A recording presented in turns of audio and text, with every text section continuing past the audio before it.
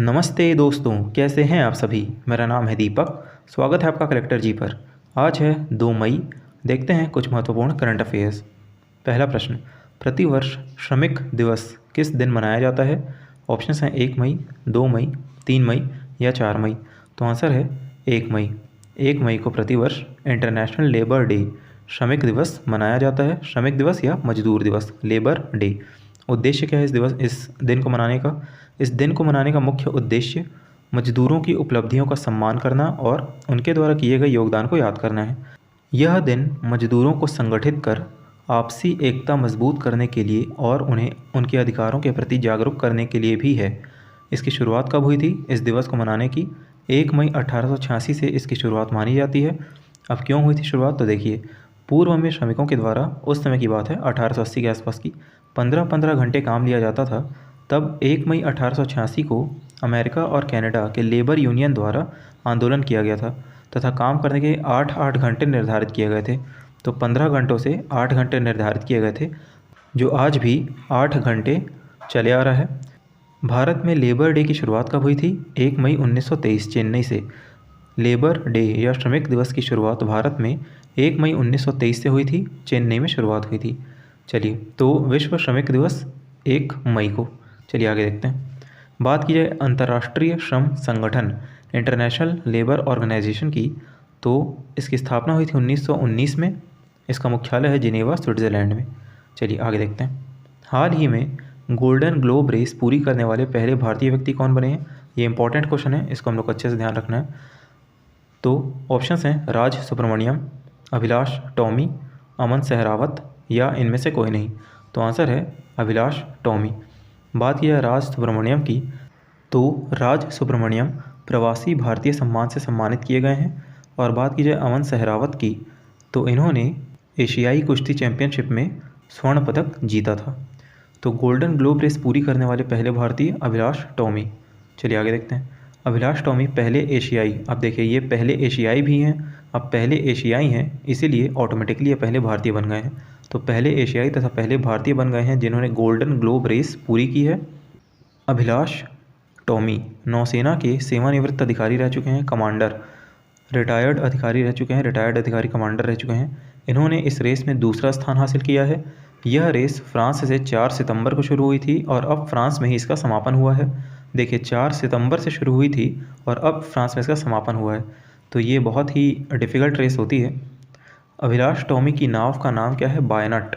बायनट नाम की इनकी नाव थी, जो 236 दिनों की यात्रा के बाद फ्रांस के तट पर फिनिश लाइन पर पहुंची। ये हैं अभिलाष टॉमी। देखिए, बात की है गोल्डन ग्लोब रेस की, तो यह रेस दुनिया की सबसे कठिन रेस मानी जाती है, क्योंकि यह रेस समुद्र में यात्रा के जरिए पृथ्वी का चक्कर लगाने के बराबर होती है। गोल्डन ग्लोब रेस एक प्रतिष्ठित समुद्री रेस है जिसमें एक नाविक अकेले नाव के जरिए लगभग 40,000 किलोमीटर का सफ़र तय करता है। देखिए, दूसरा स्थान तो हो गया अभिलाष टॉमी का, और पहला स्थान किन्होंने प्राप्त किया है, इनका भी नाम याद रखना बहुत इंपॉर्टेंट है। तो दक्षिण अफ्रीका की 40 वर्षीय नाविक कस्टन नेउशफर, जो दक्षिण अफ्रीका की है, इन्होंने पहला स्थान हासिल किया। इंपॉर्टेंट क्यों है, क्योंकि दुनिया की पहली महिला हैं जिन्होंने इस रेस को जीता है। तो ये इंपॉर्टेंट हो गया। फर्स्ट वुमेन जिन्होंने, कस्टन नेउशफर, जिन्होंने गोल्डन ग्लोब रेस जीता है। तो पहले स्थान पर हैं क्रिस्टन नेउशफर, जो कि साउथ अफ्रीका से हैं, दक्षिण अफ्रीका से। और सेकंड स्थान पर हैं अभिलाष टॉमी, जो कि हमारे भारत से हैं। चलिए आगे देखते हैं। देश का पहला डिजिटल साइंस पार्क कहाँ स्थापित होगा। ऑप्शंस हैं कोलकाता, नई दिल्ली, केरल, उत्तराखंड। तो आंसर है केरल में। अब प्रधानमंत्री मोदी के द्वारा देश के पहले डिजिटल साइंस पार्क की आधारशिला रखी गई। यह डिजिटल साइंस पार्क केरल की राजधानी तिरुवनंतपुरम में स्थापित होगा। यह पार्क डिजिटल विश्वविद्यालय के पास टेक्नो सिटी में बनेगा। डिजिटल साइंस पार्क की लागत लगभग 1500 करोड़ रुपए के आसपास होगी और यह साइंस पार्क लगभग 14 एकड़ ज़मीन पर बनाया जाएगा। डिजिटल साइंस पार्क के विकास में शामिल होने के लिए मैनचेस्टर विश्वविद्यालय, ऑक्सफोर्ड विश्वविद्यालय और एडिनबर्ग विश्वविद्यालय ने भी MOU साइन किया है। तो डिजिटल साइंस पार्क भारत का पहला वो होगा केरल में स्थापित, केरल की राजधानी तिरुवनंतपुरम में स्थापित होगा। बात की जाए डिजिटल साइंस पार्क की, कि डिजिटल साइंस पार्क क्या होता है, तो डिजिटल साइंस पार्क को रिसर्च सेंटर, प्रौद्योगिकी पार्क या नवाचार केंद्र के तौर पर जाना जाता है, जहाँ पर रिसर्च होता है, अनुसंधान होते हैं, नवाचार, इनोवेटिव आइडियाज़ यहाँ पर उभर के आते हैं, इनोवेशन होता है। यहाँ साइंस और टेक्नोलॉजी पर रिसर्च होते हैं। इनके लिए हाईटेक प्रयोगशालाएँ बनाई जाती हैं। खास तौर से इनमें AI, artificial intelligence, cyber crime, electronic, smart hardware, robotics समेत अन्य पर रिसर्च होती है। एजुकेशनल इंस्टीट्यूट हाईटेक कंपनी और उद्योगों के लिए एक ऐसा वातावरण तैयार किया जाता है जिससे ये सभी चीज़ें समृद्ध हो सकें। चलिए बात करते हैं केरल की। तो केरल की राजधानी है तिरुवनंतपुरम। मुख्यमंत्री पिनराई विजयन। यहाँ के राज्यपाल हैं आरिफ मोहम्मद खान। चलिए आगे देखते हैं। किस संस्कृत विद्वान को ब्रिटेन के मानद MBE से सम्मानित किया गया? ऑप्शन हैं सुब्रमण्यम आचार्य, MN नंद कुमार, श्रीनिवास वर्धन, CR राव। तो आंसर है MN नंद कुमार। ये हैं MN नंद कुमार। श्रीनिवास वर्धन, इनको पद्म विभूषण 2023 पद्म विभूषण से सम्मानित किया गया। CR राव को सांख्यिकी पुरस्कार से सम्मानित किया गया था। स्टैटिस्टिक्स अवार्ड से सम्मानित किया गया था। चलिए आगे देखते हैं। डॉक्टर MN नंद कुमार को ब्रिटेन के मानद MBE से सम्मानित किया गया। MBE क्या होता है? Member of the order of the British empire. ये ब्रिटेन का बहुत बड़ा अवार्ड होता है, member of the order of the British empire. Doctor MN Nand Kumar एक संस्कृत विद्वान हैं जिन्हें किंग चार्ल्स तृतीय ने सम्मानित किया। ये वर्तमान में लंदन में भारतीय विद्या भवन केंद्र के कार्यकारी निदेशक के तौर पर कार्यरत हैं। तो लंदन में भारतीय विद्या भवन केंद्र के हेड हैं ये, वर्तमान में कार्यकारी निदेशक हैं, मतलब हेड हैं ये। इन्हें यह सम्मान भारतीय शास्त्रीय कलाओं में इनके योगदान के लिए प्रदान किया गया है। भारतीय शास्त्रीय कलाओं में इनके योगदान के लिए। ये मूल रूप से कर्नाटक के मत्तूर गांव के रहने वाले हैं। डॉक्टर MN नंद कुमार 46 साल से लंदन के भारतीय विद्या भवन केंद्र से जुड़े हुए हैं। तो भारतीय विद्या भवन केंद्र से जुड़े रहकर इन्होंने भारतीय शास्त्रीय कलाओं में अपना योगदान दिया है और इसी के लिए इन्हें ब्रिटेन के मानद MBE member of the order of the British empire से सम्मानित किया गया। चलिए आगे देखते हैं। हाल ही के आंकड़ों के अनुसार यूरोप के लिए सबसे बड़ा रिफाइंड ऑयल सप्लायर कौन सा देश बना है? ऑप्शन हैं भारत, अमेरिका, रूस, सऊदी अरब। तो आंसर है भारत। देखिए ध्यान रखिएगा, रिफाइंड ऑयल सप्लायर, सिर्फ ऑयल सप्लायर की यहाँ पे बात नहीं हो रही है, रिफाइंड ऑयल सप्लायर की बात हो रही है, मतलब रिफाइंड किया हुआ, प्रसंस्करण किया हुआ ऑयल। चलिए आगे देखते हैं। हाल ही में जारी आंकड़ों के अनुसार भारत यूरोप का सबसे बड़ा रिफाइंड पेट्रोलियम उत्पाद सप्लायर बन गया है। रिफाइंड पेट्रोलियम उत्पाद, जैसे एक तरीके से हम लोग क्रूड ऑयल को इंपोर्ट करते हैं, जैसे हमारे यहाँ क्रूड ऑयल का सबसे बड़ा एक उत्पादक क्षेत्र कौन सा है? तो जो महाराष्ट्र के पास है, मुंबई हाई के नाम से, मुंबई हाई। अब मुंबई हाई से हम लोग क्रूड ऑयल निकालते हैं, कच्चा तेल निकालते हैं, फिर उसको प्रसंस्करण करते हैं, प्रोसेसिंग करते हैं, जिससे वो पेट्रोलियम, डीजल, इसमें हम लोग उसको चेंज करते हैं। तो और हमारे यहाँ दुनिया की बहुत बड़ी रिफाइनरीज़ भी है, जैसे जामनगर में एक one of the most biggest, दुनिया की सबसे बड़ी रिलायंस की रिफाइनरी है, ऑयल रिफाइनरी। तो वहाँ पर हम लोग पेट्रोल, डीजल ये सब बनाते हैं। तो उसी चीज़ के लिए ये कहा जा रहा है कि भारत यूरोप का सबसे बड़ा रिफाइंड पेट्रोलियम उत्पाद सप्लायर बन गया है। एनालिटिक्स फर्म केपलर के डाटा के अनुसार यह आंकड़े जारी किए गए हैं। भारत के रिफाइंड पेट्रोलियम उत्पादों पर यूरोप की निर्भरता रूसी तेल पर प्रतिबंध के बाद बढ़ गई है। पहले यूरोप रूस से रिफाइंड पेट्रोलियम उत्पाद, पेट्रोल, डीजल ये सब इंपोर्ट करवाता था। अब वो रूस पर प्रतिबंध लगा दिया है यूरोप ने। तो यूरोप की निर्भरता कहाँ बढ़ी? भारत के ऊपर। अब देखिए, जहाँ भारत यूरोप का सबसे बड़ा सप्लायर बन गया है, वहीं दूसरी तरफ भारत रूस से रिकॉर्ड मात्रा में कच्चा तेल खरीद रहा है। इस तरह प्रतिबंधों के बावजूद रूस को इसका फ़ायदा मिल रहा है। तो यूरोप ने प्रतिबंध लगाया रूस के ऊपर, रूस से कच्चा तेल भारत इंपोर्ट कर रहा है। अभी भारत का सबसे बड़ा, अगर हम लोग देखें तो सबसे बड़ा इम्पोर्टर, या कहना चाहिए कि भारत कहाँ से सबसे ज़्यादा कच्चा तेल मंगवा रहा है? Crude oil. तो वो मंगवा रहा है रशिया से, और इसी क्रूड ऑयल को प्रसंस्करण करके पेट्रोलियम उत्पाद बना करके बेच रहे हैं हम लोग यूरोप को। तो यूरोप ने युद्ध के चलते प्रतिबंध लगाया है रशिया पर। यूरोप ने प्रतिबंध किस पे लगाया है? रशिया पर। और अब एक तरीके से यूरोप इनडायरेक्टली रशिया से ही खरीद रहे हैं क्रूड ऑयल। भारत से मतलब एक तरीके से जब वो प्रसंस्करण करके पेट्रोलियम उत्पाद खरीद रहा है, तो रशिया से एक तरीके से कच्चा तेल खरीद रहा है वो, और इसी पर उसने प्रतिबंध लगाए हैं। तो ये एक तरीके से मतलब दोगलापंथी की भी हद हो गई यूरोप की, क्या ही बोलें, अल्टीमेट हिपोक्रेसी इसको कह सकते हैं। तो क्या ही कह सकते हैं ना। चलिए ठीक है, आगे देखते हैं। हाल ही में परमाणु ऊर्जा आयोग के नए अध्यक्ष के रूप में किसे नियुक्त किया गया है? ऑप्शंस हैं सिद्धार्थ मोहंती, AK मोहंती, सुमन के बेरी, सामंत गोयल। तो आंसर है AK मोहंती, अजीत कुमार मोहंती।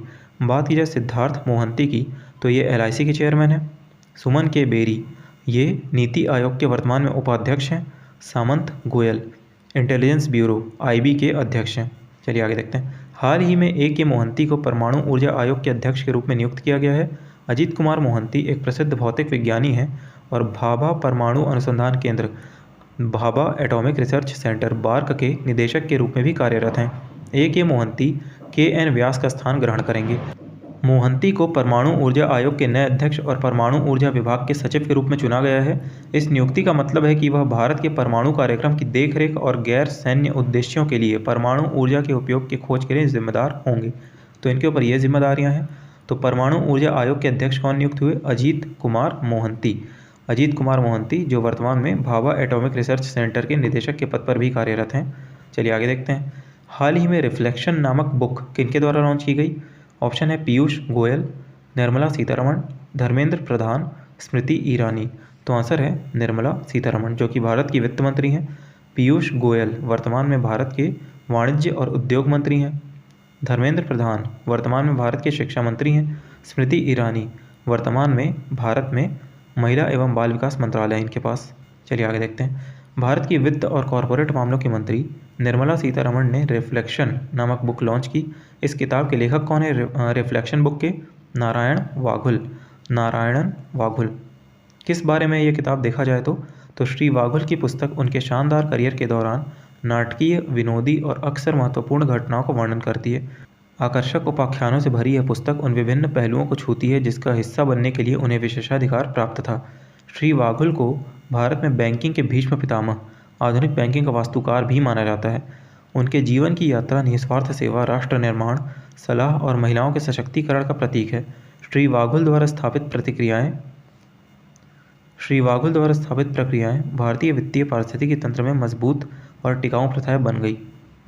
तो श्री वाघुल जी को, नारायणन वाघुल जी को भारत में बैंकिंग का भीष्म पितामह, आधुनिक बैंकिंग का वास्तुकार भी माना जाता है। तो इनकी बुक का क्या नाम है? रिफ्लेक्शन। ये हम लोग याद रखेंगे। रिफ्लेक्शन नामक पुस्तक है इनकी। चलिए आगे देखते हैं। देश की पहली लिथियम आयन सेल निर्माण सुविधा का उद्घाटन कहाँ किया गया? ऑप्शंस हैं दिल्ली, मुंबई, बेंगलुरु, चेन्नई। तो आंसर है बेंगलुरु।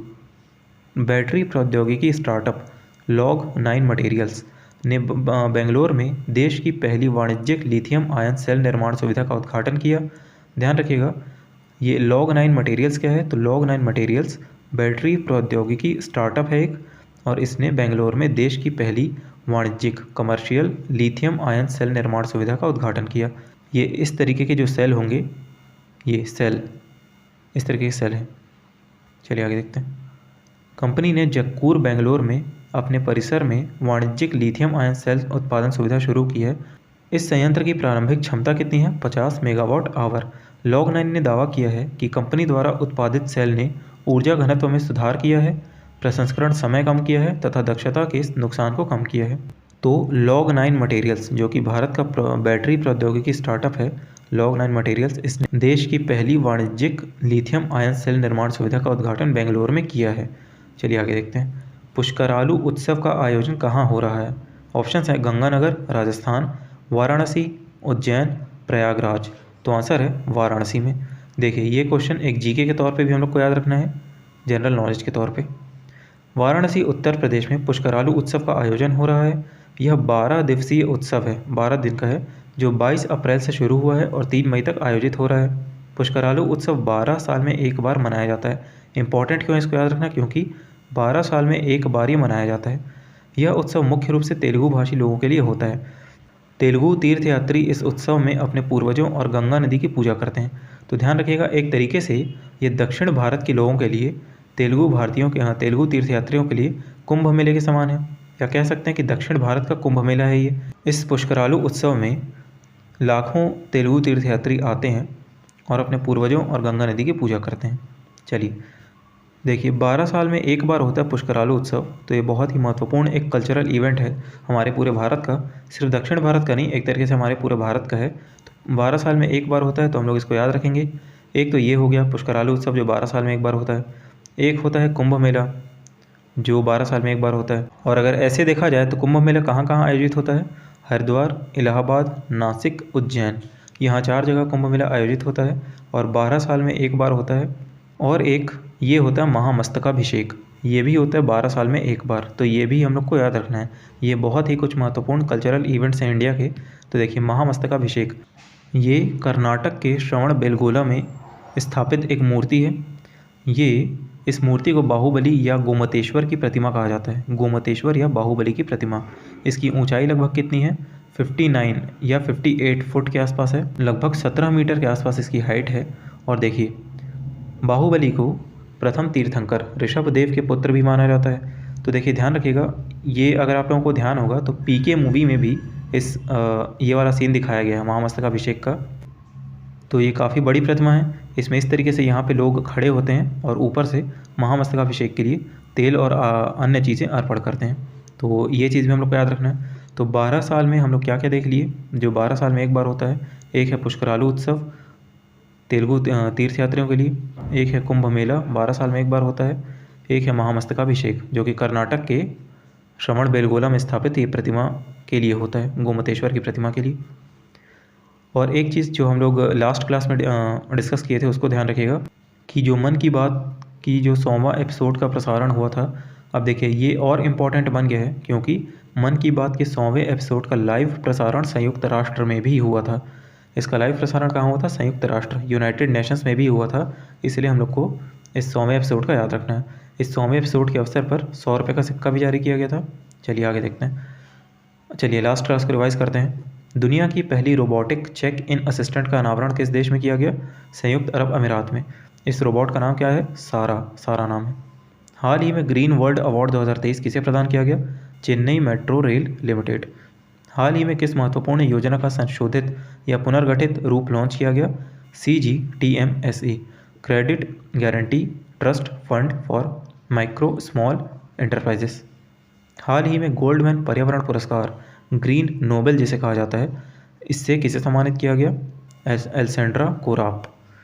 किस देश के द्वारा गोल्ड समर्थित डिजिटल मुद्रा लॉन्च की जाएगी? तो ये लॉन्च की जाएगी जिम्बाब्वे के द्वारा। महिला सम्मान बचत प्रमाण पत्र योजना के तहत कितनी प्रतिशत ब्याज दर निर्धारित की गई है? 7.5%, 7.5%।